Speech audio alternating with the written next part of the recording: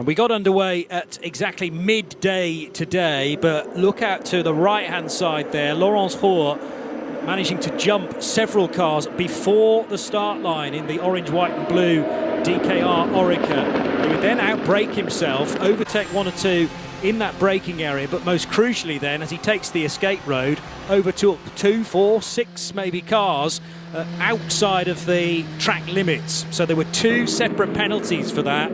One a drive-through for a jump start, one for all of those overtakes he made illegally. Bit of carnage further back as well, with the 68 LMP3 car having to go through the gravel as one or two didn't pick up the throttle. In fact, it was a 3-way collision, 3 abreast, and in the end that outside LMP3 car had nowhere to go but through the gravel trap.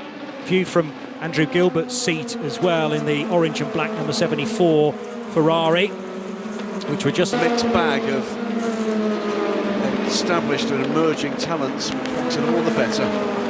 Now this is difficult, and there may be an opportunity for Jonas Reed to slice his way by Kuba Śmiechowski. There was nowhere really for the Polish driver to go there, and if Reed can stick with that outside line, this is what I was talking about, from 4 to 5.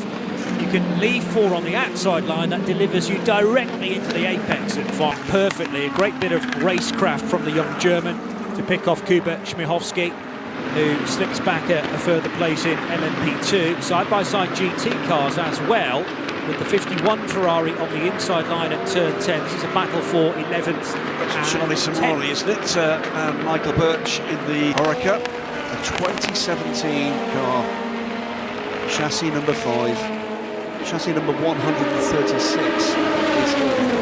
Yeah, here comes Rohr from a good way back, but he's got the run. It was all about that final corner, and there wasn't a lot that Francesco Simonazzi could do about that. But remember, it's all about who's driven by Jacques Wolf, and his disrespect of the race director instructions, probably at turn 1, I'm going to guess, as now it's almost door-banging stuff between Francesco Simonazzi and Jonas Reed. Once more, Jonas Reed getting the better run on the Duquesne car. This is a similar overtake to Laurence Rohr a few laps ago. And great car placement there from Iron Lynx Proton's young pilot. It's one set of tyres here throughout this stint.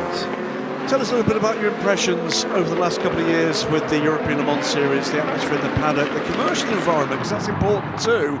I suppose because the race leader was trying to get through as well, Laurence Rohr. Yeah. So I wouldn't be surprised to see Trabordini losing 2 spots there. Also, through the gravel, that was a rough old ride. Yeah, multi-class, look at that, wow. That was the 24, wasn't it? Yeah, I think that was Andrew Gilbert's Ferrari, yes. And he won Hiroshi Kazumi in the TF Sports Corvette. TF Sport have had a bit of a battle here this weekend, haven't they, with things, and it just seems that the car's just not in the zone. I think they're battling a little bit with some BOP, but yeah, it does seem tough for them. They had an incident, didn't they? I think it was last week at Spa in testing, and destroyed a car. Yes, which Tom was telling me all about on the grid. A car that I'm afraid bit the dust. Only one race under its wheels. I think that was the car that ran as the Trackhouse car at Daytona. Yeah. Was due to be the European Le Mans Series car. So the car we've got here, 1, it's not the colours it's supposed to be in. 2, it's not. And he's 6.4 up the road now. He's doing a fantastic job. Doing a great job with it. And second year in the championship for Ollie Gray. Potential lead change in LMP3 around the outside, and this has been bubbling for a good few laps now. Paul Lancher, though, dropped a couple of Michelins in this lead. Nice overtake set up way back out of turn 14. Plenty of cars collecting together at turn 10, and Trabordini was off the road briefly there. And also some more contact for Jacques Wolf, as it's from TF Sport. But then when Jonas Reed came in for his first pit stop after 40 minutes, the engine on the number 9. That was obviously what the double yellows are for, and just missed by the AMG, by the way. Just having a look at the relative lap times there. Colleagues tried to go on to terms, and today Cameron has done that in pretty short order. 135 last time around to 138 for Rennie. The AO by TF car is usually very quick. I think they've had a pretty good weekend so far, and Dane's going to be primed and ready to go, ready to pull the trigger, just looking for a way past, come up back up the inside. That long right-hander, has he got the performance of the brakes? Yes, he has. He goes down the inside, nicely done, really clinical on his pass. Next target. The car back into clear air, and it's now having their race affected by a car that's not utilising the same type. What happened here? Scott had an incident. He was already backwards as he came into shots. He was alone. And that's going to be tricky to retrieve because I think it's too deep in the stock. before the line. So they're all set for the next segment of this opening race of the European Le Mans Series, live from the circuit to Barcelona, Catalunya, and already the TDS car looking for a way by as it heads down towards the first corner. That's the first lapped car, by the way. This is Clement Novalak, lapping himself from the class leader, trying to do the same as the Duquesne team car gets shuffled back down the order. Busy coming through turns 1, 2, 3. Clement Novalak is on a bit of a charge here to try to catch the overall leader and unlap himself, put himself on the lead lap overall. Yeah, so maybe some radio messages going in the direction of Enzo Fittipaldi to say, don't worry too much about that 29 car. The 18. 18, yeah. That car is third place overall, so it's a mix here of laps. That all happened in the pit stop shuffle. LMP2 brown cars and the leading group of LMP2s overall. 34 car there is fourth place overall, looking now to get past the 77. Seconds now with that safety car. That was almost side-to-side contact between the 30 and the 48. The 48, I think, is going to retake that position, does so, and moves up now into fifth place. Esteban Masson on Loy Nissany. Lights flashing from Bruggle to work now for the rest of the race. Watch Ferrari and McLaren battling away. It's the 23, still Michael Birch at the wheel. That is the 51 car of Charlie Simani, who's a lap ahead. Georgios Kolovos gradually making their way through, and it's shuffling. Dane Cameron now ahead of Alessio Rivera through to get into contention with the class lead as there's a big battle. United Autosports and Algarve Pro Racing. It's the Algarve Pro car 25 makes its way between the two United. Separated by just half a second. The first of those United cars is the LMP2 Brown car. We're on board now with two Ferraris side by side. What's going to occur here? So three Ferraris in very close contention. The third of those is. This is the battle for the lead in LMP2 Pro-Am. Dane Cameron on the tail now of Georgios Kolovos. He's going to go for it immediately. And he's going to tough it up the inside here, and that might just pay off, has done so. And the IMSA champion. Not the best run through turn 3. That automatically put him on the back foot, but remember, we're talking a platinum racer up against a bronze here, so ultimately the overtake is 6th place to 9th. And did that, I'm afraid, all by himself. Was lucky not to be collected by either of the other.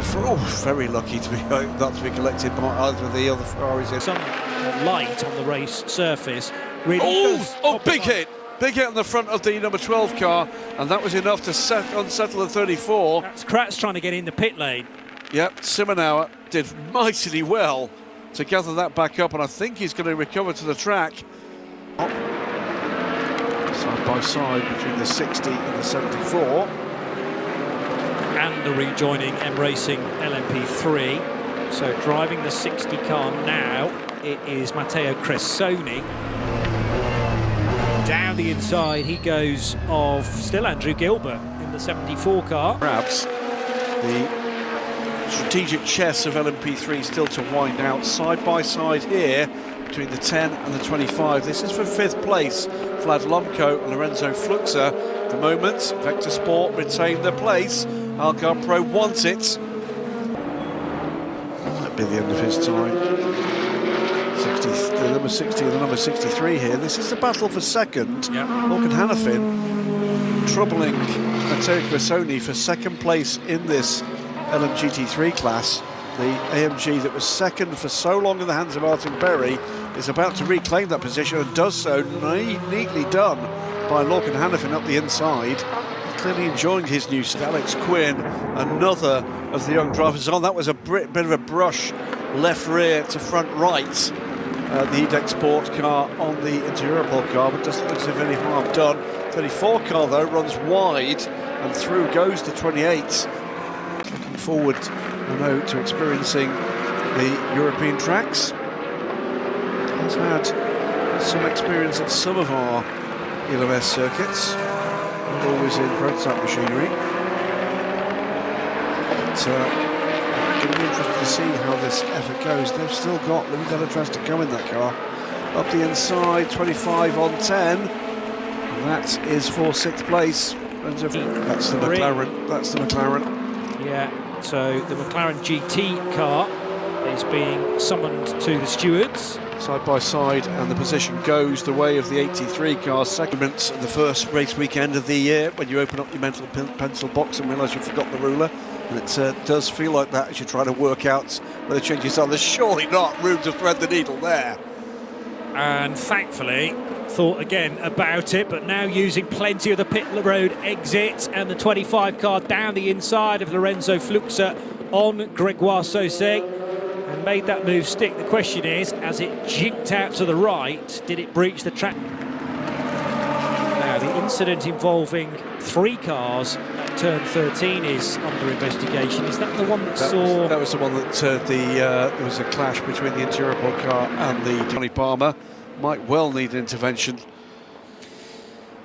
So after a collision with the 34 where the P2 car ended up in the gravel, many laps later the 12 cars found the gravel. Now, are we going to go full course yellow at any point? It's important to make an overtake as quickly as possible. This is Juncker up against Masson, a virtual safety car in order to deal with the number 12 car. That means everything's going to be concertina. Virtual safety car. We are under virtual safety car. So as we stand at the moment...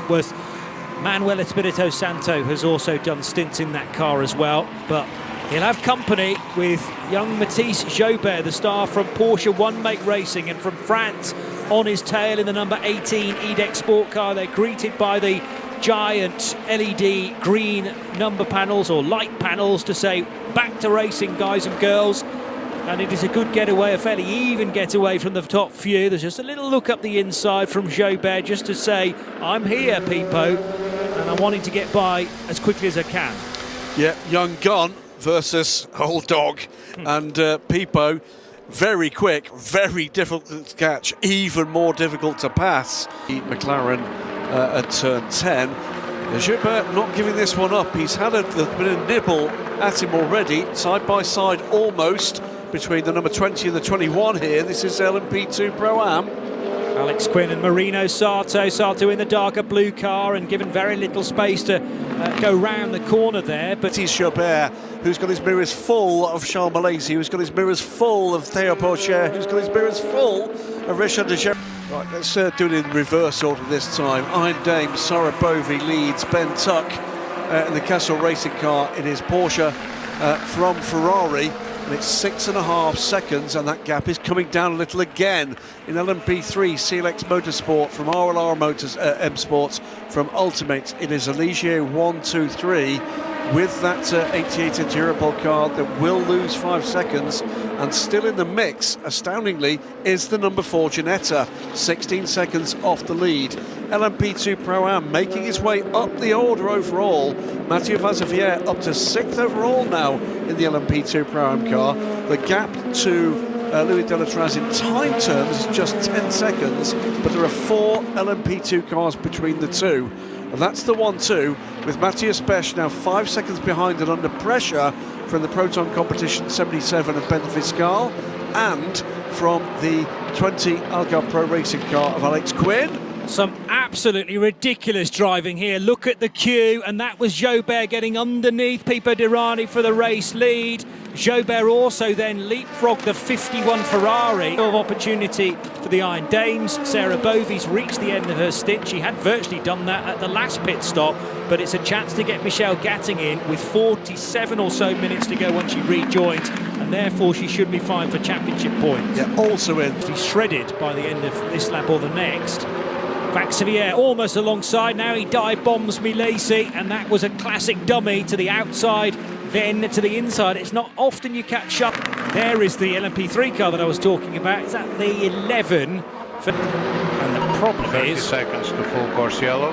that the pit lane is closed from the prepare for FCY, not at the point the FCY kicks in. I think he was already in. Okay. Yeah. 20 seconds to full course yellow. I hope so too. But it does mean, by the way, that none of the leading group can make it because they're not We are far going enough around. full course yellow in 10, 9, 8, 7, 6, 5, 4, 3, 2, 1. Full course yellow. We are under full course yellow. Now, at the stops is always out of the full course yellow. Here's the Full course countdown. yellow removed. Thank you very much. And Vaxivière He's got him. I think he's got him. down the inside of Dirani, and he is through. So there goes the LMP2 Pro-Am leader up to second overall, and Milesi fancying his chances on getting the position back from Dirani as well. Down towards the first corner, Dirani though getting a good run on Vaxivière, trying to get the place back again. Can Dirani get cars? Trouble! Now, the AO by TF car is stranded. It's the second place LMP Cup. Oh, trouble. Is that a mistake? Is that the 37? 47. 47. It's the 47. That is Pipo Dirani just out the pits. We only caught the final moments of it. Now then, away goes Jobert. There's been a significant delay. No, it's not. It's the 83s taking tyres. That's what they're doing. They're taking tyres. I don't think the 18 did. Okay, That's what's happened here. there weren't any penalties to worry about for No, these cars, 48 is going to get out ahead of the 83. The race is now led by Theo Pourchaire, who surely also needs... Mark Remains VDS close. from Mark VDS. Yeah. All race long. Esteban Masson, Oliver Gray could barely watch. Who were just standing there shaking their heads from the VDS Panis Racing Garage.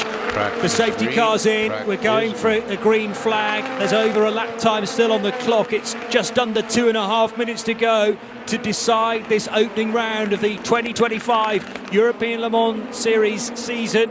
We've got 5 more of these to enjoy, but who on earth is going to win each of the different categories? It's a cracking getaway from Mathis Jobert, and sensibly the car that's a lap down is getting well out of it. Gentlemanly driving there from Giotto in the CLX Motorsport LMP3 car.